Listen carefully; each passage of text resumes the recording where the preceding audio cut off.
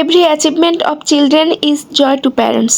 আমরা আমাদের নিজেদের জীবনে যে যতটাই অর্জন করি না কেন, সন্তানের অর্জনের আনন্দের কাছে সবকিছুই ফিকে মনে হয়। নিজেদের অর্জনের চেয়ে সন্তানের অর্জনটাই মনে হয় বেশি আনন্দের। আমাদের এলাকায় বাংলাদেশ ব্যাংক আদর্শ বিশ্ববিদ্যালয়ে আবুল খায়ের কোম্পানির মার্স মিল্কের পক্ষ থেকে একটা প্রোগ্রামের আয়োজন করা হয়, যেটা সম্পর্কে আমরা কম বেশি সবাই জানি। সেটা হচ্ছে মার্কস অলরাউন্ডার। তো সেখানে আমাদের এলাকার প্রত্যেকটা স্কুল থেকে সিলেক্টেড কিছু বাচ্চা পারফর্ম করে। আনিসার স্কুল কিডস ইন্টারন্যাশনাল স্কুলের পক্ষ থেকে আনিসা সহ আরো কিছু বাচ্চাকে সিলেক্ট করা হয় ওই প্রোগ্রামে পার্টিসিপেট করার জন্য।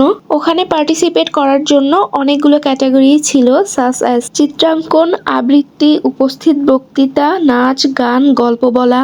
তো আনিসা এর মধ্যে কবিতা আবৃত্তিতে অংশগ্রহণ করে। বেলুন উড়িয়ে জাতীয় সঙ্গীতের সাথে অনুষ্ঠানের সূচনা হয়। ওনাদের নিজেদের কিছু বিচারক সহ স্কুলের শিক্ষকরা মিলে বিচার কার্য পরিচালনা করেন। বাইরে অনেক সুন্দর একটা স্টেজ করা হলেও ওনারা ওনাদের মূল কাজটা স্কুলের ভিতরেই পরিচালনা করেন। তাই বাচ্চাদেরকে ভিতরে দিয়ে ওই সময়টাতে আমরা টিচারদের সাথে একটু গল্প করি, কফি টফি খাই আর কি। অ্যান্ড দেন আফটার সামটাইমস বাচ্চারা তাদের পারফরমেন্স শেষ করে বেরিয়ে আসে। অ্যান্ড এটা হচ্ছে আনিসার সার্টিফিকেট, যেটা পেয়ে আনিসা ভীষণ খুশি।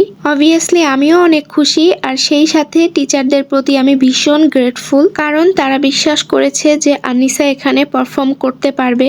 বিকজ আমি কিন্তু লাস্ট কয়েকদিন ধরে আনিসাকে স্কুলে ড্রপ করতে বা পিক করতে যাচ্ছি না, তাই টিচাররাই আনিসার নাম দিয়ে দিয়েছিল, যেটা আমি পরে জেনেছি। অ্যান্ড ফাইনালি এই দিনটাকে স্মৃতি হিসেবে ধরে রাখার জন্য সবার সাথে একটু পিকচার্স তুলে নিলাম। এই ভাইয়াটা টোটাল প্রোগ্রামটা হোস্ট করেছে। And at the last I can say it was a good day. সবাই দোয়া করবেন এরকম ছোট বড় অর্জন দিয়ে ভরে ওঠে যেন আমার সন্তানের জীবন। And finally tata bye bye, আল্লাহ হাফেজ।